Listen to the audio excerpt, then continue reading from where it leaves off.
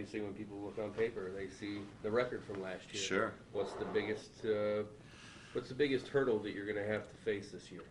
Well, I mean, the first thing I want to do is separate from that, learn from it, and separate from it. Ultimately, what I want to bring to the table is structure. I want them to understand, what I expect and what we expect as an organization from day to day, from the very first day of spring training on.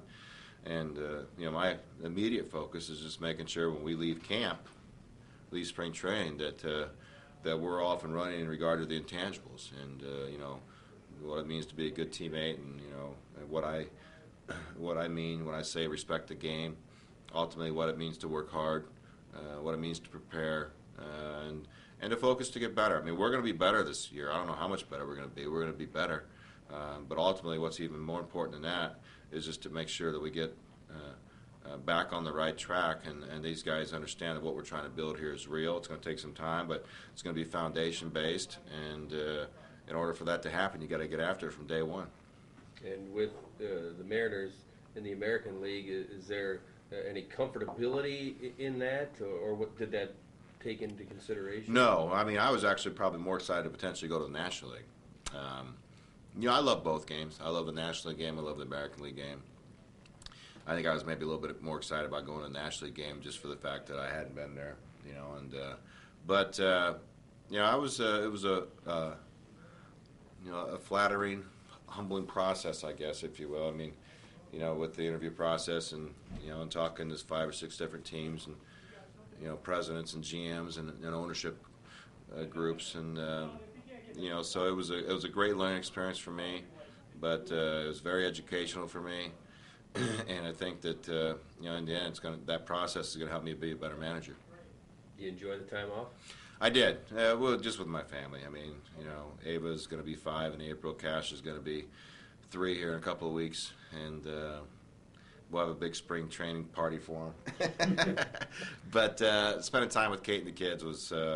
It's time you'll never get back. I mean, how fortunate am I? I mean, to have that opportunity at this age to spend time with my kids at their age, and it was one of the better decisions I've made.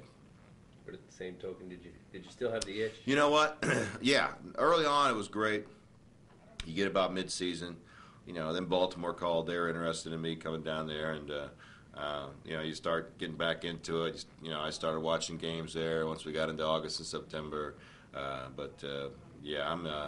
I've been ready to go for a long time. So, it was good to get away from it emotionally, physically, mentally.